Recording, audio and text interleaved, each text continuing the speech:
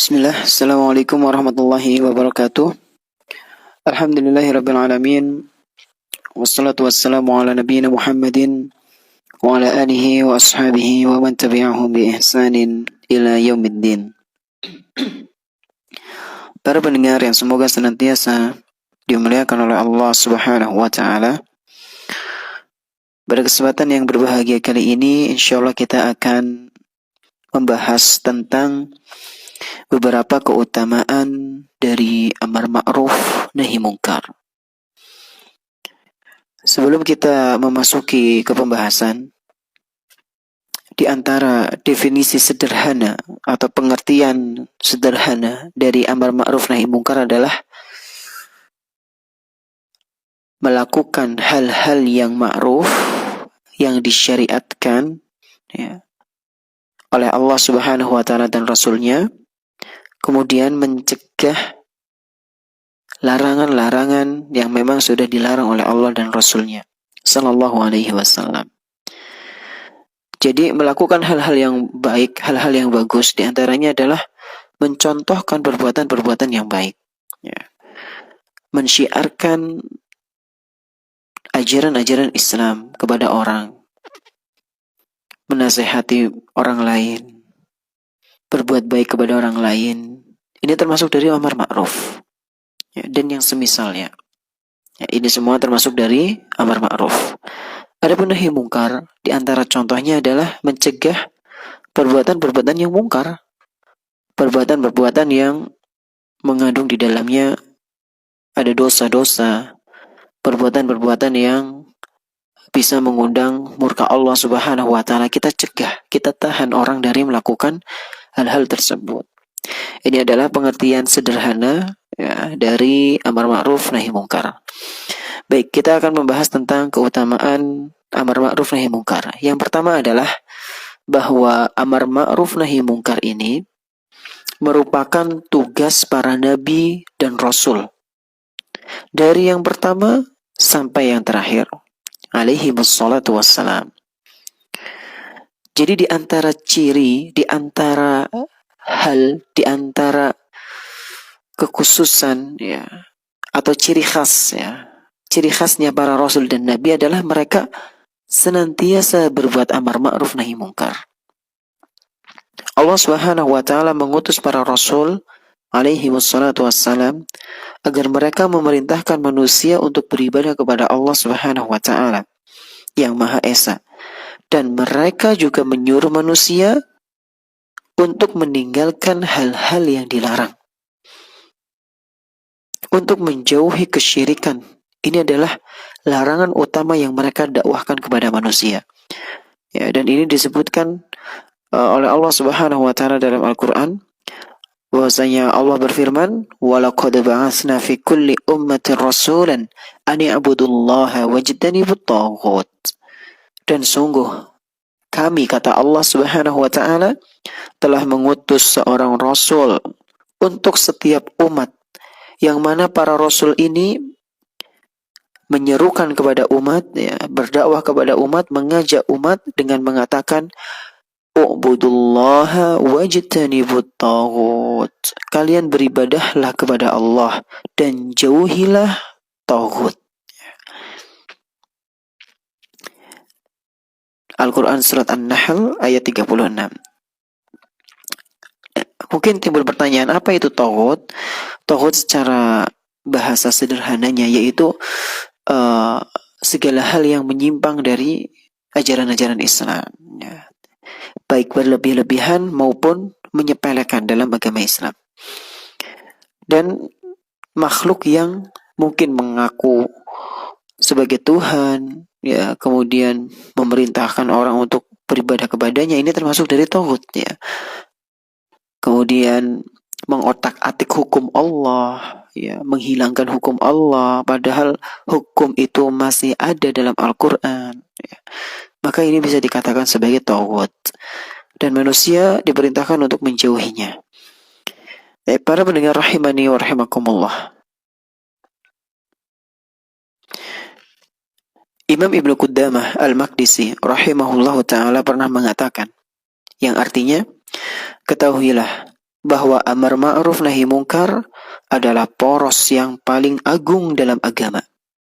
Ia merupakan satu tugas penting yang karenanya Allah Subhanahu wa taala mengutus para nabi seluruhnya untuk beramar ma'ruf dan nahi mungkar.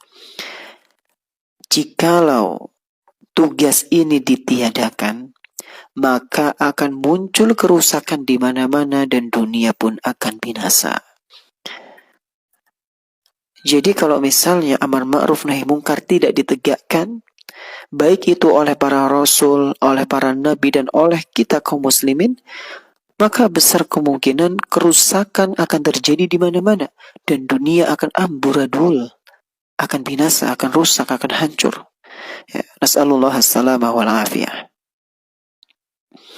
Para pendengar rahimani wa rahimakumullah, Syekhul Islam Ibnu Taimiyah rahimahullahu ta'ala juga pernah berkata, amar ma'ruf nahi mungkar artinya adalah suatu hal yang dengannya, yang karenanya Allah Subhanahu wa ta'ala menurunkan kitab-kitabnya, mengutus para rasulnya, dan termasuk bagian yang paling penting dari agama. Para pendengar rahimani wa rahimakumullah, inilah keutamaan yang pertama, bahwa amar ma'ruf nahi mungkar adalah salah satu ciri, salah satu kebiasaan yang dilakukan oleh para nabi dan rasul. Sehingga jika ada di antara kita yang senang melakukan amar ma'ruf nahi mungkar, berarti Masya Allah, kita meneladani para rasul dan nabi, ya. Dan kita mewarisi kebiasaan para rasul dan nabi yang mulia ini. Kemudian keutamaan yang kedua, yaitu bahwa amar ma'ruf nahi mungkar merupakan sifat dari Nabi Muhammad sallallahu alaihi wasallam, yang mana Nabi Muhammad sallallahu alaihi wasallam ini adalah Sayyidul Mursalin, pemimpinnya para rasul, imam para nabi yang terdapat di dalam Taurat, Injil, ya, maupun Quran. Allah Subhanahu wa taala berfirman, "Alladzina yattabi'una ar-rasula an-nabiyyal ummiyya alladzi yajidunahu maktuban 'indahum fit Taurati wal Injil." Yaitu orang-orang yang mengikuti Rasul, Nabi yang ummi, yang tidak bisa baca dan tulis, yang namanya mereka dapati tertulis di dalam Taurat dan Injil yang ada pada mereka. Ya'muruhum bil ma'rufi wa yanhahum 'anil munkar, yang menyuruh mereka mengerjakan yang ma'ruf dan mencegah mereka dari mengerjakan yang mungkar. Wa yuhillu lahumut tayyibat wa yuharrimu 'alaihimul khaba'is, dan yang menghalalkan segala yang baik bagi mereka dan mengharamkan hal-hal yang buruk bagi mereka. Wa yad'u anhum israhum wal aghlal allati kanat 'alaihim, dan yang membebaskan beban-beban dan belenggu-belenggu yang ada pada mereka. Falladzina amanu bihi wa 'azzaruhu wa nasaruhu wattaba'un nura alladzi unzila ma'ah.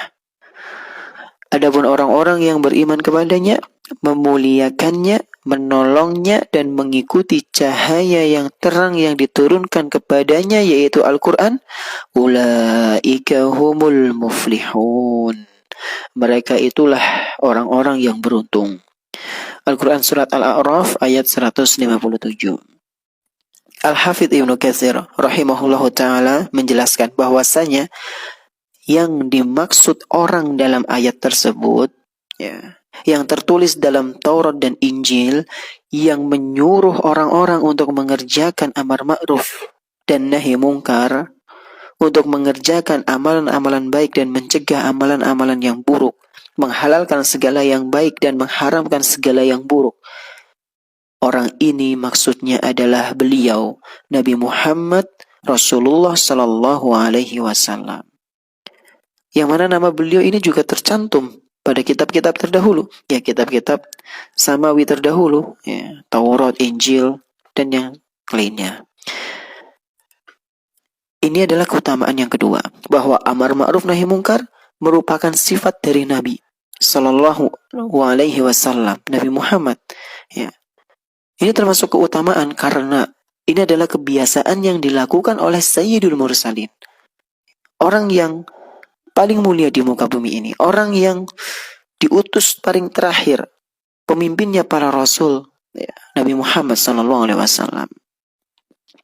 Berarti kalau ada umat muslim atau seorang muslim yang senang melakukan amar ma'ruf nahi mungkar, berarti dia telah mewarisi kebiasaannya Sayyidul Mursalin. Subhanallah. Ini adalah keutamaan yang kedua. Kemudian keutamaan yang ketiga, bahwa amar ma'ruf nahi mungkar merupakan kewajiban yang paling penting dalam Islam.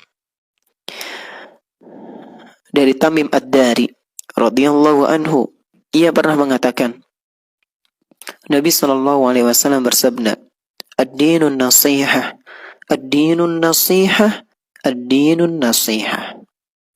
Agama itu adalah nasihat. Agama itu adalah nasihat. Agama itu adalah nasihat. Sampai 3 kali Nabi SAW mengatakan seperti itu. Qalu liman ya Rasulullah. Para sahabat pun bertanya, untuk siapa wahai Rasul? Nasihat untuk siapa agama ini? Maka Rasulullah SAW menjawab, Qala lillahi wa li kitabihi wa li rasulihi wa li a'immatil muslimina aw lil mu'minina wa ammatihim. Yaitu untuk Allah, untuk kitabnya, untuk rasulnya, untuk imam kaum muslimin atau mukminin, dan bagi kaum muslimin pada umumnya. Para pendengar rahimani wa rahimakumullah. Syekhul Islam Ibnu Taimiyah rahimahullahu ta'ala pernah mengatakan bahwa amar ma'ruf nahi mungkar termasuk amal yang paling wajib, paling utama, dan paling baiknya. Bahwasanya bisa kita pahami, bahwasanya bisa kita ketahui bahwa nasihat itu termasuk dari amar ma'ruf, ya. Ad-dinun nasihah, ad-dinun nasihah lil mu'minin wa ammatihim, untuk orang-orang mukmin dan kaum muslimin pada umumnya. Ketika kita memberikan nasihat kepada mereka, ketika kita memberikan pengertian hal-hal yang baik, anjuran untuk melakukan amal soleh, ini termasuk dari amar ma'ruf. Dan nasihat itu juga bisa berupa bentuk larangan agar orang tidak melakukan perbuatan-perbuatan yang mungkar, ya. Jadi di dalam nasihat terkandung yang namanya amar ma'ruf nahi mungkar. Dan ini termasuk dari kewajiban yang paling penting. Kita memerintahkan orang untuk mentauhidkan Allah, kita melarang orang untuk berbuat syirik. Ini termasuk dari amar ma'ruf nahi mungkar, dan ini hukumnya wajib, ya. Baik, ini adalah keutamaan yang ketiga. Kemudian keutamaan yang keempat, sebagai sebab keutuhan, keselamatan, dan kebaikan bagi masyarakat. Orang yang melakukan amar ma'ruf nahi mungkar, maka dia telah melakukan sesuatu yang akan membuat dia selamat, dan sesuatu yang membuat dia memberikan kebaikan kepada masyarakat, tentunya atas izin Allah Subhanahu wa ta'ala. Dia tidak mencelakakan dirinya kepada lubang kebinasaan. Dia tidak menghancurkan dirinya dan juga masyarakat yang lain atas perbuatan-perbuatan yang mungkar, ya.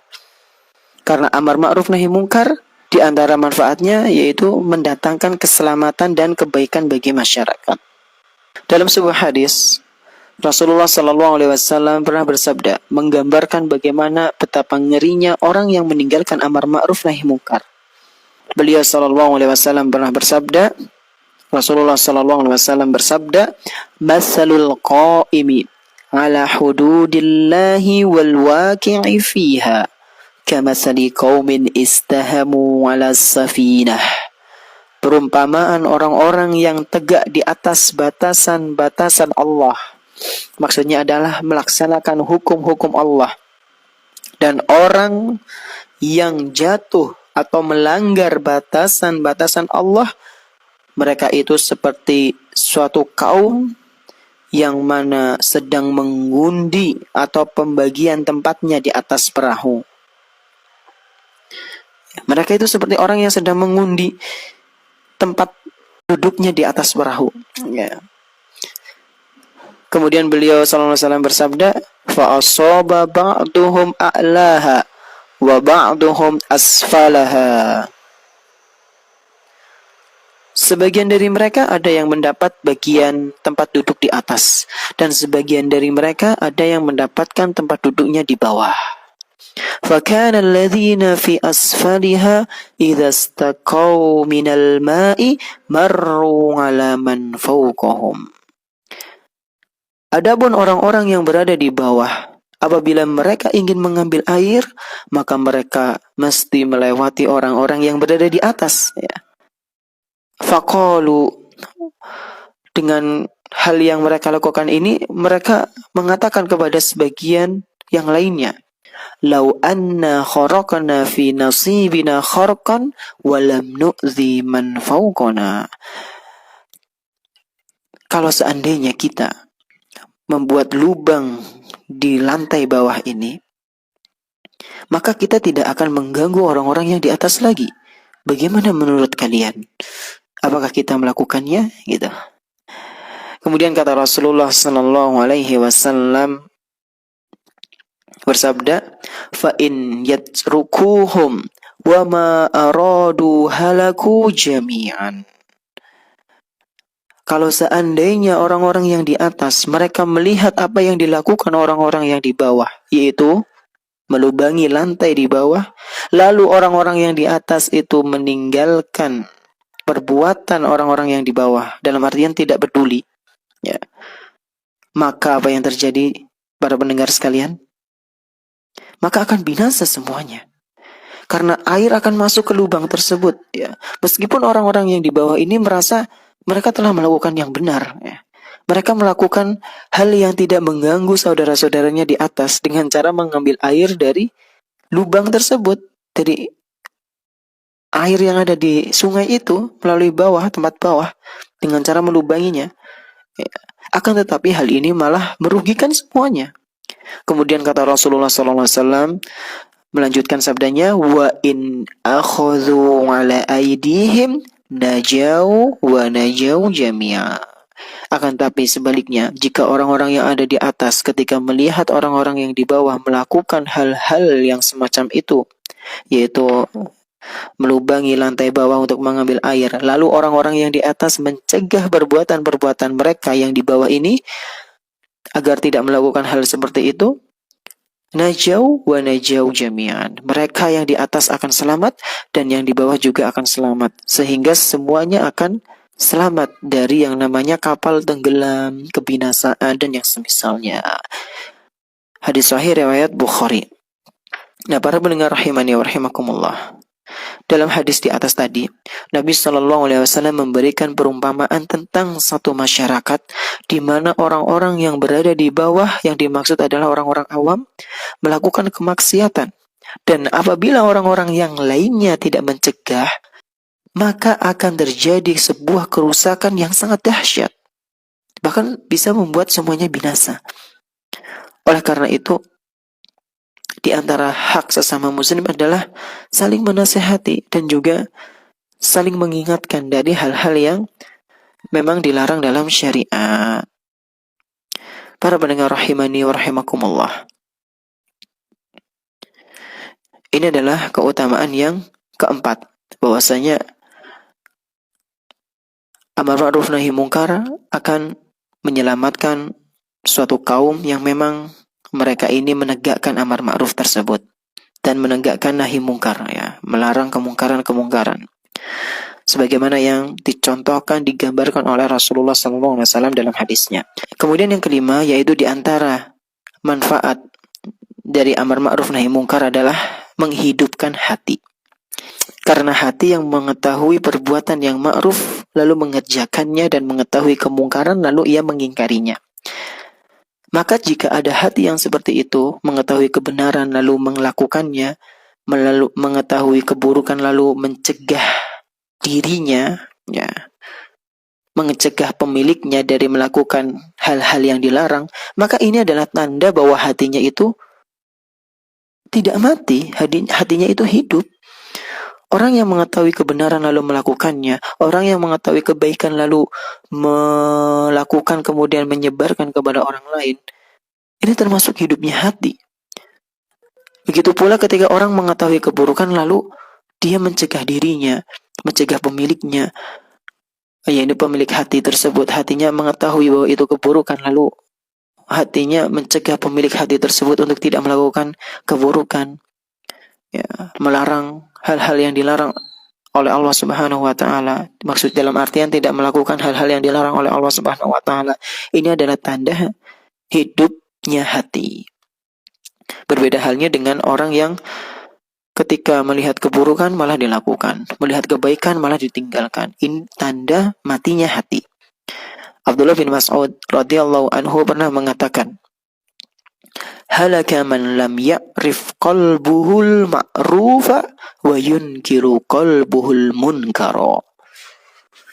Binasalah orang yang hatinya tidak mengetahui yang ma'ruf dan tidak mengingkari kemungkaran. Jadi Abdullah bin Mas'ud radhiyallahu anhu mengancam, sekaligus ancaman ini terdapat doa di dalamnya, yaitu binasa. Halaka man lam ya'rif qalbuhul ma'ruf. Binasalah orang-orang yang hatinya tidak mengetahui sesuatu yang ma'ruf, kebaikan. Wa yunkiru qalbuhul munkar. Dan binasalah orang yang hatinya tidak mengingkari kemungkaran.